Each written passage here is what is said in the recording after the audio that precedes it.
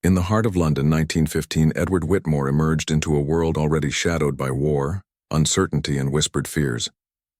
From the moment of his birth, there was something unusual about him, an aura of difference that seemed to disturb the ordinary rhythm of life around him. By the age of 5, his body had already doubled in size compared to his peers, limbs long and disproportionate, voice unusually deep, and appetite insatiable, as if the ordinary rules of growth and development did not apply.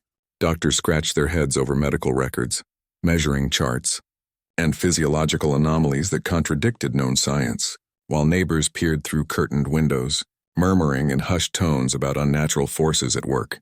Some saw Edward as a marvel, a miracle of nature that defied understanding. Others feared the very possibility that he had been touched by something dark, a curse woven into flesh and bone, or even the sinister machinations of human experimentation hidden in wartime shadows. Schoolrooms and playgrounds became stages of paradox, a child embodying innocence yet provoking awe, envy, and anxiety.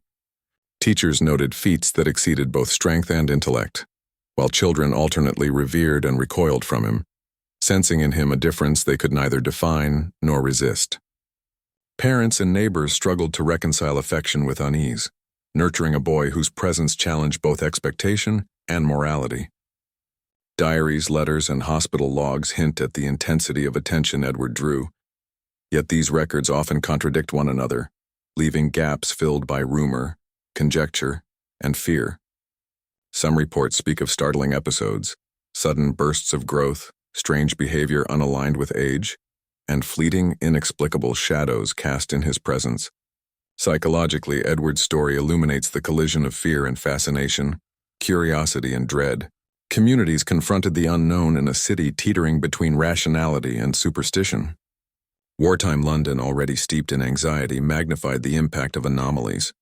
The extraordinary was easily rendered sinister.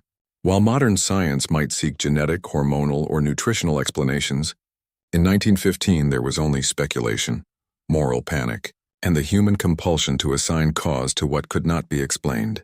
Was Edward a prodigy of nature, a freak of biology, or a vessel for something darker, a cipher through which society projected its anxieties? As we explore Edward Whitmore's tale, we enter a world suspended between reason and myth, observation and imagination. Fear mingled with admiration, suspicion with wonder, and science struggled to impose order on the inexplicable. In each measurement, in each glance cast by neighbors, in each line of a doctor's note, the tension between the ordinary and the extraordinary stretched taut. Perhaps his life was shaped entirely by biology and circumstance. Or perhaps, in the unseen corners of London streets and shadowed parlors, something more sinister lingered, waiting in silence, watching, shaping the narrative of a boy who grew twice as fast as anyone had ever imagined. Edward Whitmore's life began quietly, in the fog-laden streets of London, 1915, yet his arrival would ripple across the city in ways both profound and unsettling. Born to a modest family with no prior history of abnormal growth, he was expected to follow the ordinary trajectory of childhood. But from the earliest weeks, Edward exhibited subtle anomalies that would defy comprehension for decades. His limbs appeared disproportionately long, his skull slightly larger than average, and an insatiable hunger marked his infancy. Nurses, accustomed to the unpredictability of newborns, nonetheless documented what they considered extraordinary development, noting that diapers and cradles soon became inadequate, and his weight and length exceeded standard charts. Such early discrepancies, though minor in isolation, accumulated rapidly, hinting at an underlying biological phenomenon that resisted classification. In the crowded tenements of East London, these signs became a source of fascination and anxiety. Families whispered in corridors about children touched by forces beyond comprehension, legends of prodigies and changelings blending with daily rumor. Edward's growth, though meticulously recorded in hospital ledgers and parental diaries, quickly entered the realm of myth. Reports circulated that he could reach objects beyond the grasp of peers, that toys would break beneath his strength, and that even the gaze of the child seemed unsettlingly calculating, a piercing awareness beyond his years. Neighbors spoke of glimpses of the boy's elongated frame, his shadow stretching unnaturally across cobblestones in the fog, creating an aura of unease. In these moments, the ordinary world seemed to bend around him, and whispers of curses or unnatural forces began to circulate, fueled by centuries-old folklore that mingled seamlessly with the anxieties of wartime London. Medical professionals of the era faced both intrigue and trepidation. Endocrinology, still in its infancy, offered limited frameworks for understanding anomalies like Edward's accelerated growth. Physicians debated whether his condition was the result of pituitary dysfunction, congenital abnormality, or another yet unidentified hormonal imbalance. Each consultation, each examination, became a battle between empirical measurement and the inadequacy of contemporary science. One doctor, noting the unusual symmetry of Edward's rapid growth, wrote in the hospital ledger, "The child surpasses all known parameters of human development, yet retains the cognitive and emotional hallmarks of youth. How can nature bend so far without breaking?" Such observations reveal not only the empirical challenge but also the philosophical tension embedded in Edward's case. When the natural order is defied, how does humanity reconcile fact with the fear of the unknown? Concurrently, Edward's family grappled with a mixture of awe, pride, and fear. Letters penned by his mother describe sleepless nights, watching a boy grow at a pace that left them both enchanted and anxious. She records moments of wonder, how he would reach shelves others could not, or display remarkable strength and agility, but balances them with concern over social acceptance and safety. The household, though loving, was permeated with the awareness that Edward's development attracted scrutiny, speculation, and even suspicion. In East London, community judgment carried weight. An abnormal child could be hailed as miraculous or feared as a portent, and the Whitmore family lived in the tension between admiration and apprehension. The historical context deepens the complexity. London in 1915 was under immense strain. World War I had created social upheaval, economic instability, and collective anxiety. In such a climate, the extraordinary became both more visible and more threatening. Newspapers, desperate for stories to captivate a public saturated with war news, sensationalized accounts of Edward's size and appetite. Headlines suggested prodigy or miracle, sometimes implying unnatural interference, blending fact with speculation. The child's very existence became a mirror, reflecting public fear, curiosity, and the human tendency to narrativize the unknown. Anthropologists and folklorists later noted that societies under duress often amplify the significance of anomalies, projecting moral, spiritual, or supernatural meaning onto phenomena that could otherwise be understood scientifically. Edward Whitmore was simultaneously a medical curiosity and a cultural symbol, his body both measured and mythologized. Psychological analysis of Edward's early years underscores the tension between observation and perception. From infancy, the human mind seeks patterns, causal relationships, and explanation. In communities already anxious about war, poverty, and disease, Edward's growth became a locus for projection.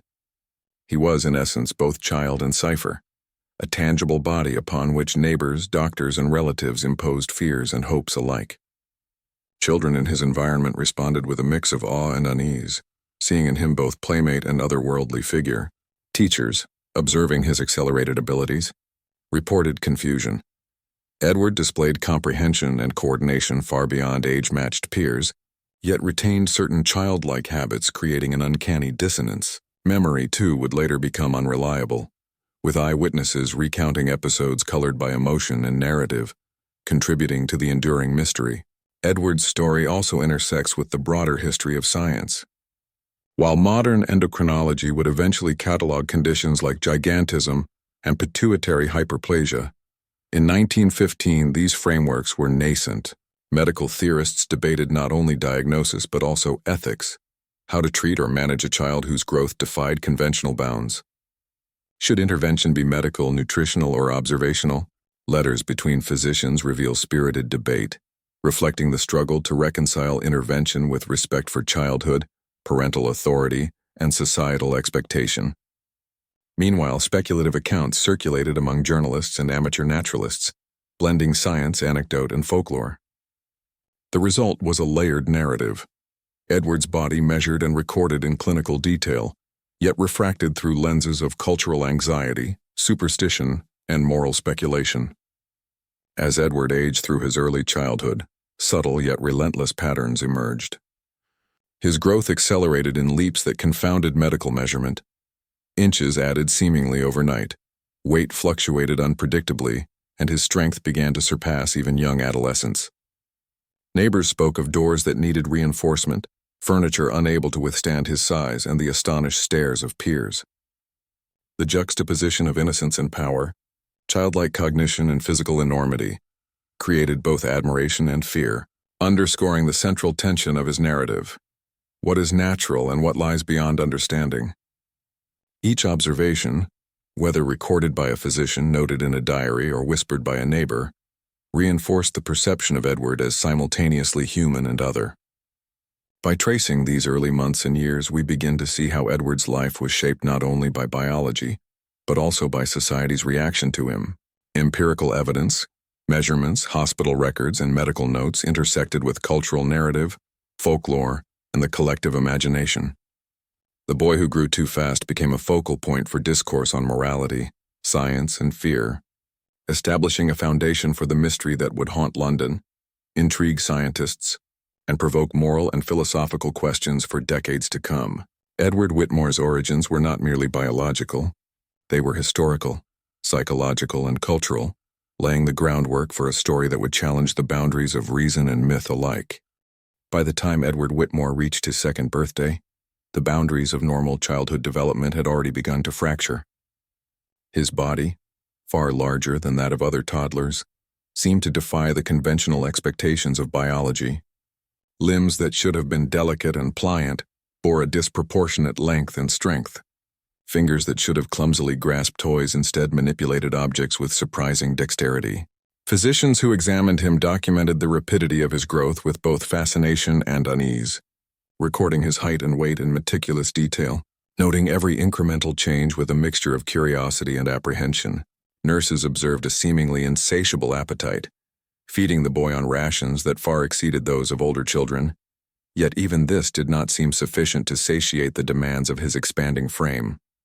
In households across East London, neighbors began to whisper about the child who grew before their eyes, the boy whose presence both amazed and unnerved those who encountered him. From the perspective of education, Edward's growth presented unique challenges and opportunities. Teachers initially prepared to accommodate a typical child found themselves confronted by a student whose cognitive abilities seemed to advance alongside his physical development. By age 3, he could articulate sentences with clarity and nuance far beyond expectation. Arithmetic, memorization, and even rudimentary literary skills appeared innate, performed with a precision that astonished those charged with guiding his early learning. Yet alongside this remarkable intellect came the peculiarities that accompanied rapid growth. A child physically towering over classmates, but psychologically still a toddler, negotiating social hierarchies and peer interactions with a blend of curiosity, frustration, and bewilderment. Fellow children often oscillated between admiration and fear, unsure whether Edward was a friend or an uncanny presence whose abilities lay beyond comprehension. Physicians grappling with this unprecedented case turned to the nascent science of endocrinology. Hormonal imbalances, pituitary anomalies, and genetic mutations became subjects of intense scrutiny. Some hypothesized that Edward suffered from gigantism, a condition later understood as the result of excess growth hormone, while others speculated about rare congenital syndromes. Yet these clinical explanations failed to account for certain anomalies: the uncanny precision of his coordination, the elasticity of his joints, the combination of strength and agility that seemed to surpass even adolescent norms. Each measurement and observation added layers to the enigma, forcing experts to confront the limitations of contemporary science while the public's imagination soared unchecked. The boy became both object of study and subject of rumor, a living case study whose reality teetered on the edge of legend. Concurrently, folklore and cultural superstition filled the gaps left by empirical inadequacy. East London, steeped in centuries of myth and oral history, framed Edward's rapid development through narratives of children touched by unseen forces. Tales of changelings, prodigious infants, and children possessed of unnatural abilities circulated in hushed tones, often whispered across tenements and marketplaces. Some claimed Edward's growth was a divine blessing, a miraculous intervention meant to elevate him above the ordinary. Others feared a curse, a sign of unnatural tampering or even malevolent intent. These interpretations coexisted uneasily with clinical documentation, creating a tension between rational observation and cultural meaning. Each sighting, each anecdote, magnified the aura of the extraordinary, rendering Edward simultaneously a subject of science and a figure of legend. Eyewitness reports, though often anecdotal, were compelling in their consistency.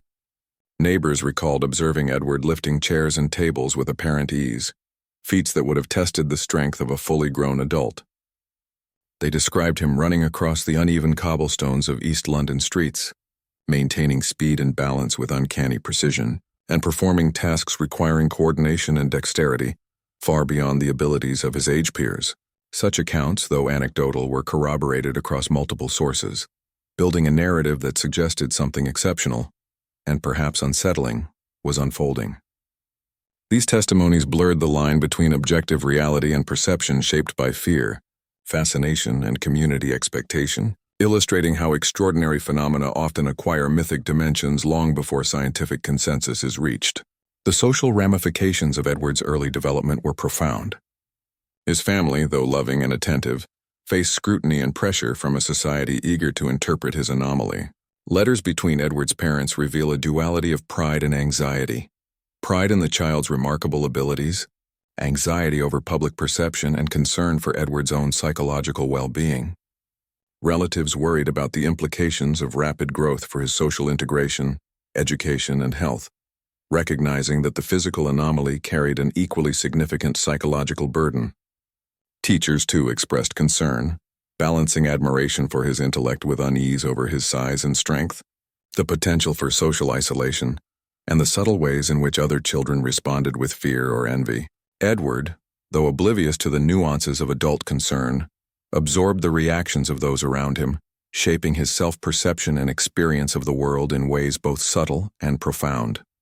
Psychology provides further insight into the effects of such accelerated growth. Rapid physical development often precedes social and emotional maturation, creating a state of dissonance between body and mind.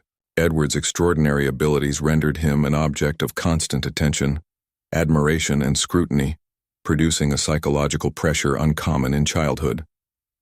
Developmental theory suggests that children in such circumstances may experience heightened anxiety, social withdrawal, or difficulty establishing peer relationships. Indeed, accounts from family diaries hint at moments of frustration and confusion as Edward navigated a world designed for children half his size. The interplay of admiration and alienation, fascination and fear, created a unique environment in which psychological, social, and cultural forces intertwined to shape his lived experience. Medical journals and newspaper articles from the period highlight the duality of public perception. Scientific observers emphasized meticulous measurement, documenting weight, height, and cognitive benchmarks. Yet journalistic accounts often veered into sensationalism. Headlines suggested miraculous growth, supernatural intervention, or unexplained anomaly, reflecting both genuine curiosity and the human desire for narrative closure. Readers, already attuned to wartime anxieties and uncertainty, projected onto Edward fears and hopes far beyond what the child himself might have comprehended. Here the tension between evidence and myth becomes stark. Each observation reinforced the reality of the phenomenon while simultaneously opening the door to speculation, rumor, and folklore. The impact of Edward's rapid development extended beyond his immediate environment. As his abilities became increasingly evident, curiosity from the broader medical and scientific communities intensified. Visiting physicians, journalists, and local authorities sought to document his progress, creating a repository of observation that would later serve as the basis for modern historical and medical analysis. Each visit introduced new interpretations, measurements, and conjectures, further entangling objective fact with subjective response. Moreover, the attention contributed to a feedback loop. Public fascination amplified family stress, which in turn influenced Edward's social experience, perception by peers, and the development of his extraordinary narrative. In this way, the first signs of Edward Whitmore's rapid growth represent more than a biological anomaly. They illuminate the complex interplay between physiology, psychology, social expectation, and cultural interpretation. The boy's abilities challenged contemporary medicine, stretched the imagination of his community, and catalyzed the emergence of folklore intertwined with scientific curiosity. Every observation, every rumor, every anecdotal account contributed to the layered perception of Edward as simultaneously prodigy, curiosity, and potential portent. In analyzing these earliest months and years, we see the foundation of a story that would captivate, perplex, and haunt observers for decades to come. A narrative in which the boundaries between human ability and the extraordinary, between fact and myth, are in constant negotiation. The first signs of Edward's accelerated growth thus set the stage for the unfolding mystery. They reveal the intricate dynamics of childhood anomaly, societal reaction, and cultural mythology. They also foreground the psychological and ethical questions that would persist throughout Edward's life. How does society interpret what it cannot yet explain? How does a family navigate the tension between pride and anxiety when their child exists outside conventional norms? And ultimately, can science, reason, and observation fully account for the phenomena that straddle the line between biological reality and the uncanny? These questions, first glimpsed in Edward's earliest development, would echo through the years, forming the spine of a narrative that is as much about human perception as it is about extraordinary biology, and setting the stage for the next chapters of a life both remarkable and unfathomable. From the earliest examinations of Edward Whitmore, medical professionals found themselves navigating an intricate landscape of uncertainty. Physicians meticulously recorded his height, weight, and developmental milestones, yet every measurement seemed to push the boundaries of established biology. In the sterile light of clinics and hospital wards, experts hypothesized about hormonal disorders, rare forms of gigantism, and genetic mutations that could account for such unprecedented growth. Endocrinologists, limited by the nascent understanding of pediatric endocrinology in the early 20th century, debated whether Edward exhibited pituitary hyperactivity or another unknown metabolic condition. Nutritional anomalies were considered, though careful review of his diet revealed no extraordinary intake sufficient to explain the rapid acceleration of his body's growth. Each hypothesis, while rooted in empirical observation, left lingering questions that could not be resolved with contemporary knowledge, generating a sense of awe mingled with unease among medical practitioners. Beyond the clinical sphere, whispers and folklore circulated throughout East London, shaping public perception of Edward in ways both subtle and profound. Neighbors spoke of uncanny interventions, of a child touched by forces beyond human comprehension. Rumors suggested connections to ancient bloodlines, curses passed through generations, and divine interference favoring or punishing the boy. Some claimed that Edward's birth coincided with omens, celestial alignments, or portentous signs in the surrounding environment. Church authorities cautiously recorded these accounts, balancing skepticism with the moral weight of a community that had long intertwined the natural and supernatural. Within this context, Edward became more than a medical anomaly. He became a symbol, a locus where fear, wonder, and ethical contemplation converged. Society's interpretation of the boy as either miracle or monstrosity illuminates the tension between rational investigation and cultural narrative, revealing how humans construct meaning in the presence of uncertainty.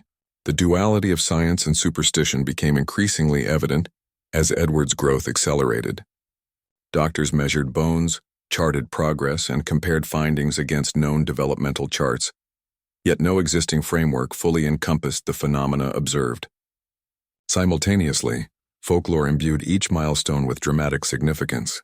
If Edward walked early, neighbors described him as a child born for greatness or touched by the unnatural.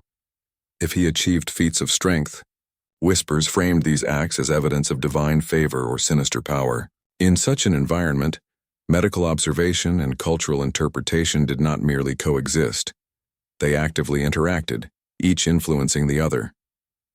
Doctors faced ethical dilemmas. How much should public speculation inform care, and to what extent could empirical evidence counter entrenched fears?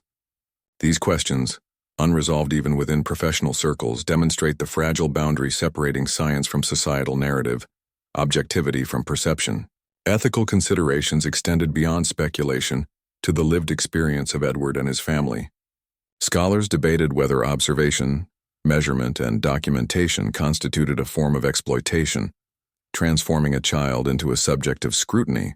If Edward's growth were indeed a miracle of nature, Did the moral imperative lie in protection or in exposure? Conversely, if the anomaly was hereditary or otherwise unnatural, did society have the right to express fear, establish boundaries, or treat him differently? The ethical implications were compounded by the curiosity of journalists, researchers, and the broader public, each eager to witness and record the boy's development. Letters from family members reveal tension between pride and anxiety, highlighting the emotional toll exacted by constant observation and public fascination.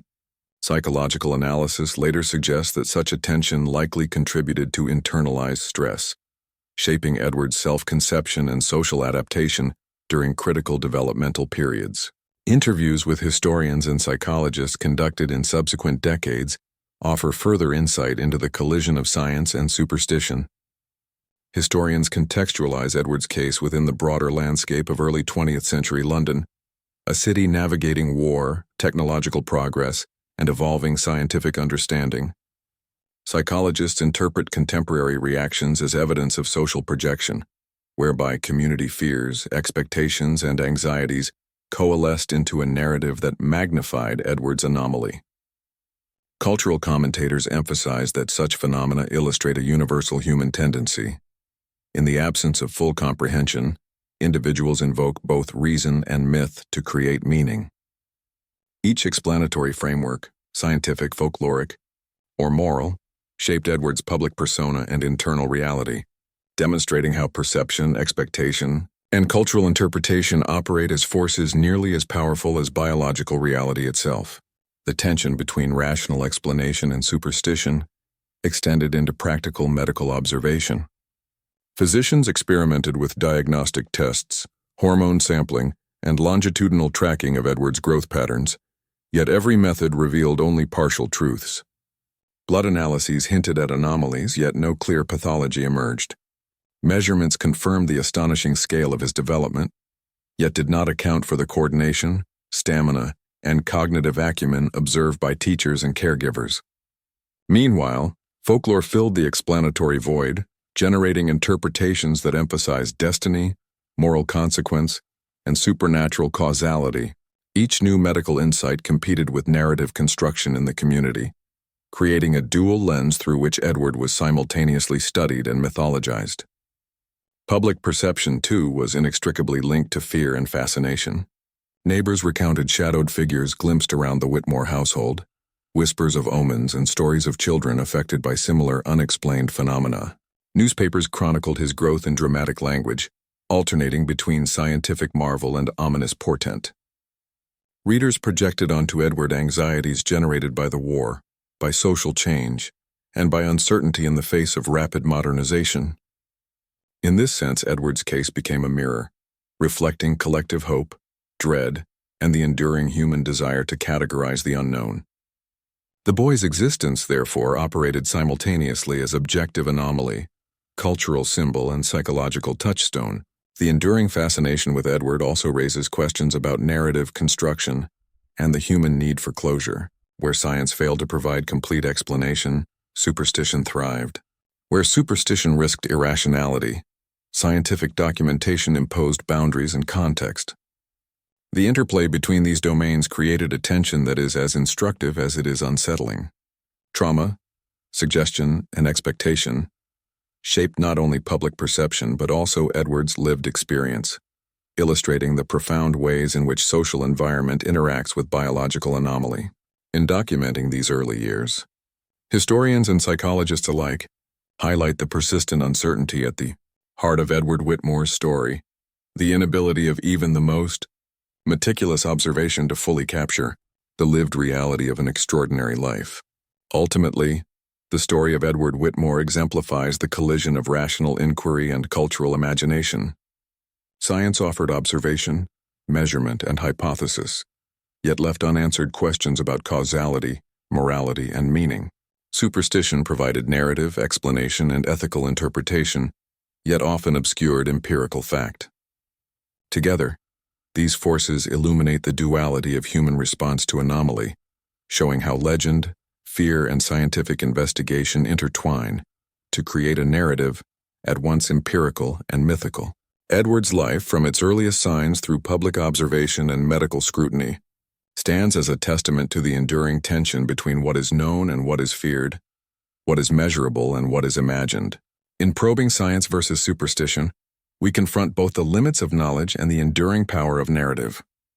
Edward's extraordinary growth challenged not only contemporary medicine, but also social, moral, and psychological frameworks. His existence demanded engagement with reason and myth, empirical study and folklore, compassion and fear. The duality of his perception, by medical professionals, by the public, and ultimately by Edward himself, remains unresolved.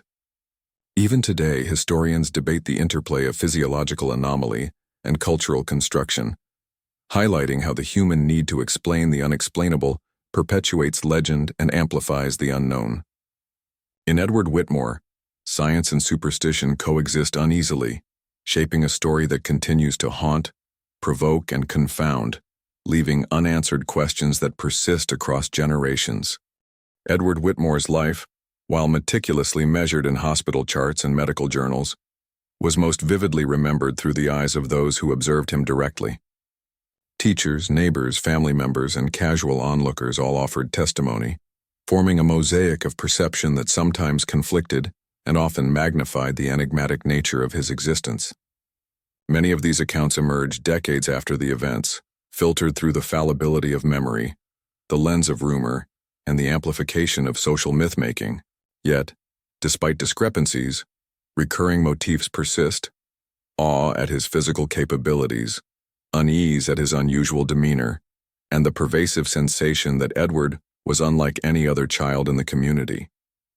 These testimonies provide a rich framework for exploring the intersection of lived experience, psychological response, and cultural narrative, illustrating how extraordinary phenomena are interpreted and remembered in ways that blend fact, perception, and myth.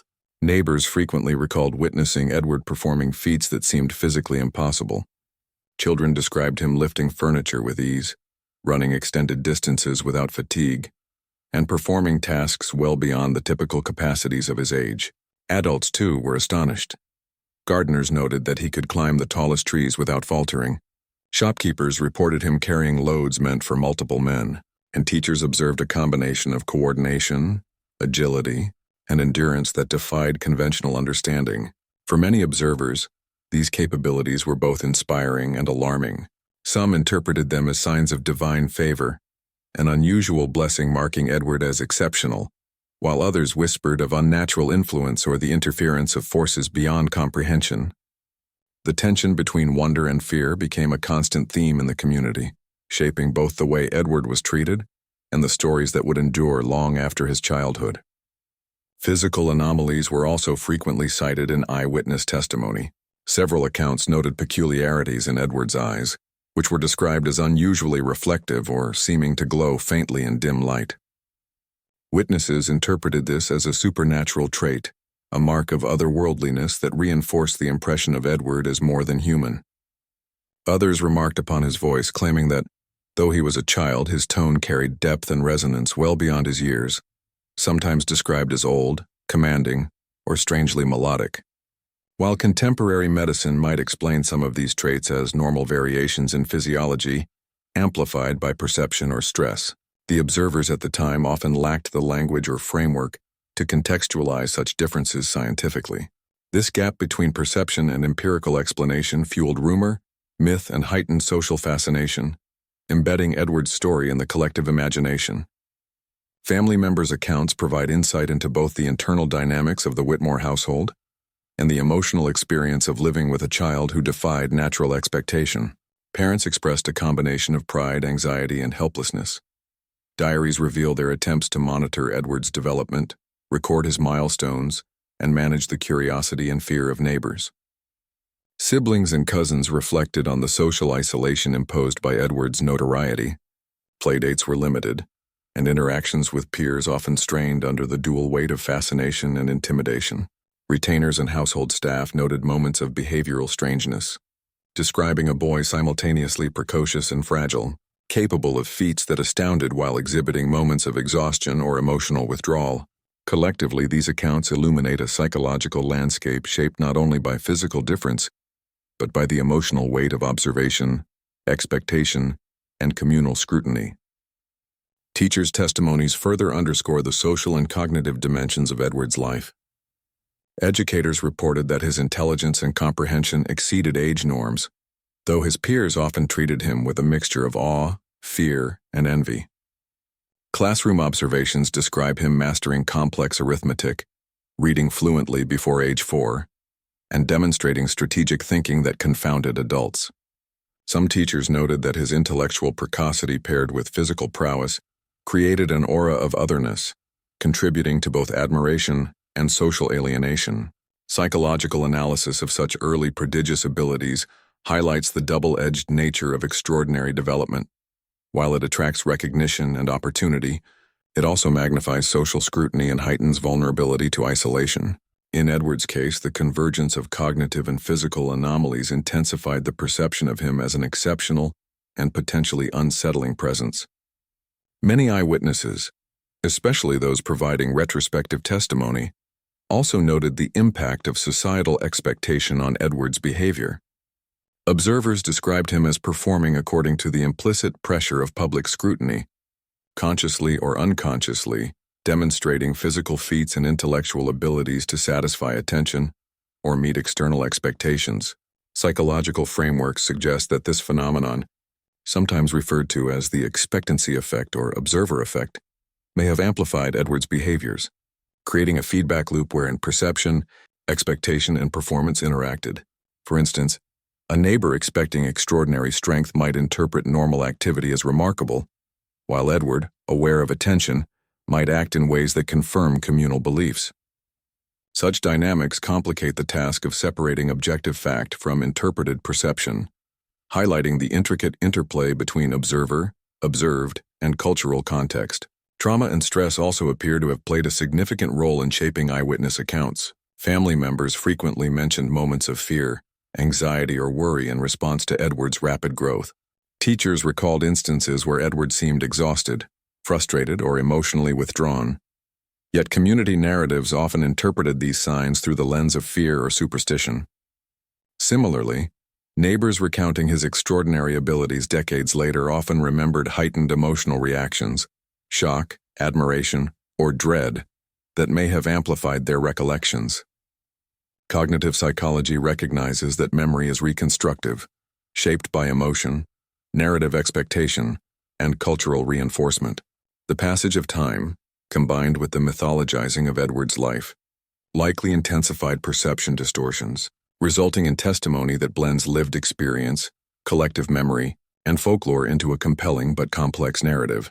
Recurring motifs across multiple eyewitness accounts further underscore the intersection of perception and narrative. Almost universally, witnesses report a sense of awe intertwined with unease.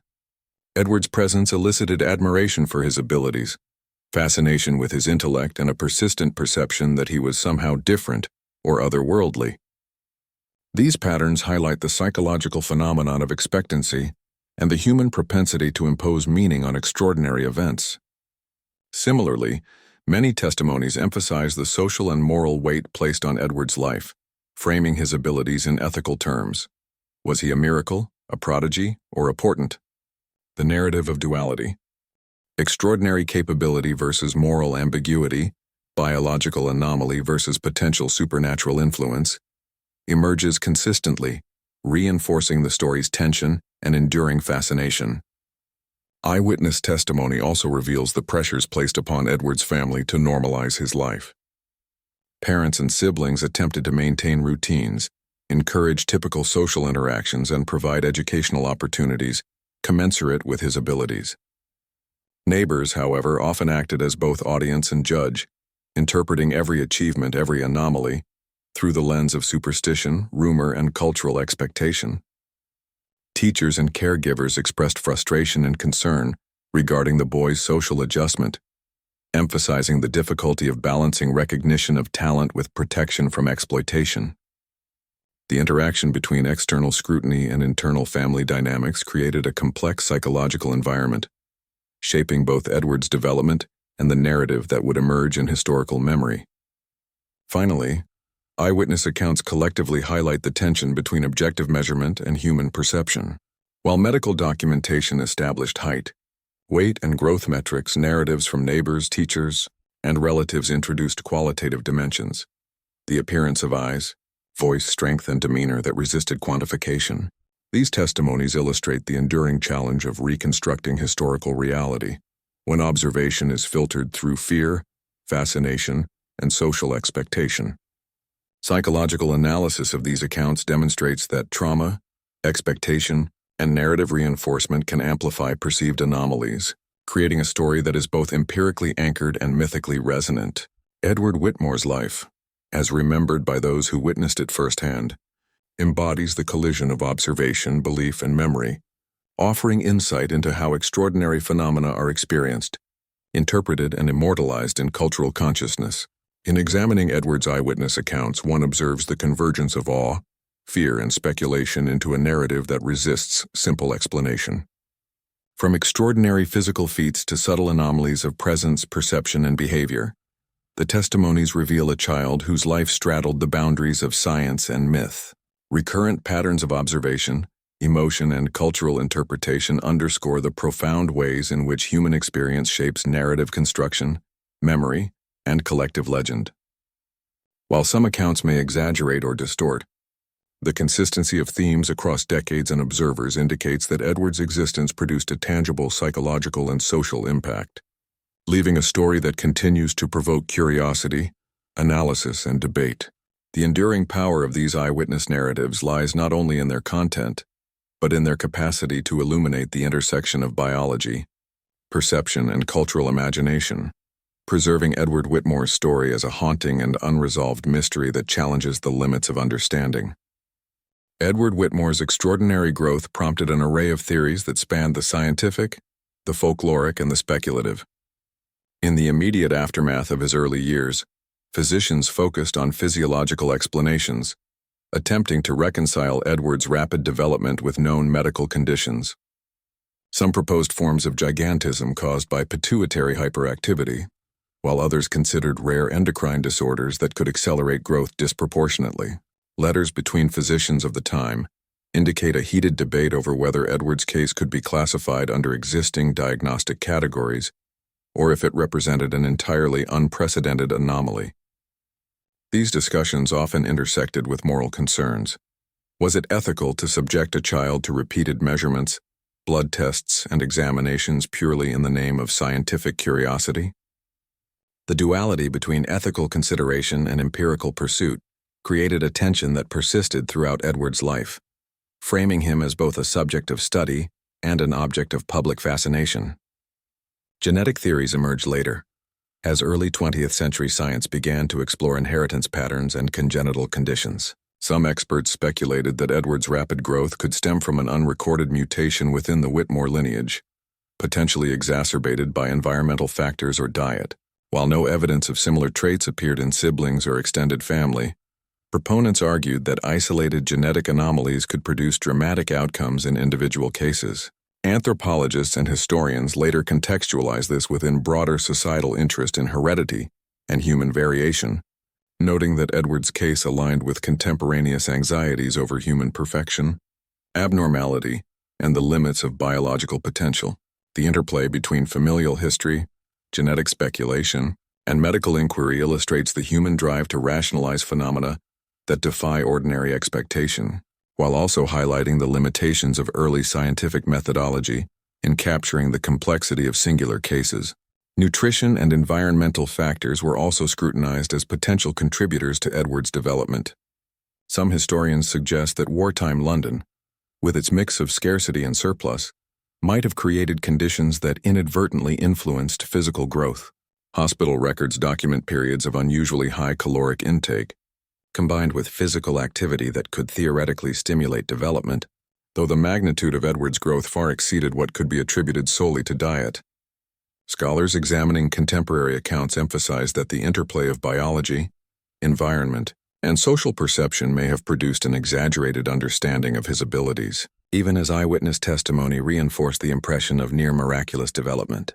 The question of natural versus supernatural causation, always central to Edward's story, found fertile ground in the uncertainty surrounding these physiological observations. Alongside medical explanations, folklore and legend quickly intertwined with Edward's narrative. Neighbors and journalists speculated that he was touched by preternatural forces, sometimes referred to as a child of the Fae, a miracle from heaven, or a curse from uncharted lineage. Local newspapers carried sensationalized accounts suggesting divine intervention, mysterious ancestral pacts, or even occult influence. These narratives often emphasized moral or cautionary elements, framing Edward's exceptional growth as a portent, a reminder of humanity's limitations or the hidden consequences of unnatural power. Folklorists note that such stories reflected wider societal tendencies to ascribe meaning to unexplained events, reinforcing cultural norms, moral lessons, and fear of transgression. In Edward's case, legend transformed observation into narrative, creating a mythic dimension that persisted long after empirical scrutiny attempted to explain the phenomena. The social psychology of perception further complicated interpretations. Observers frequently projected their own fears, expectations, and hopes onto Edward, constructing a story that blended fact with inference. Journalistic exaggeration amplified these perceptions, circulating stories of feats that may have been misremembered, misrepresented, or entirely fabricated. Psychologists analyzing eyewitness testimony note that repeated exposure to sensational accounts can reshape memory, embedding extraordinary details that align with community narrative rather than objective reality. In Edward's story, this dynamic reinforced the tension between rational investigation and myth-making, illustrating the human propensity to construct coherent meaning from chaos and anomaly. The social dimension of myth-making thus becomes inseparable from the biological and psychological dimensions, creating a layered, multifaceted enigma. Religious interpretations also emerged, particularly among local congregations who viewed Edward's growth as an expression of divine will.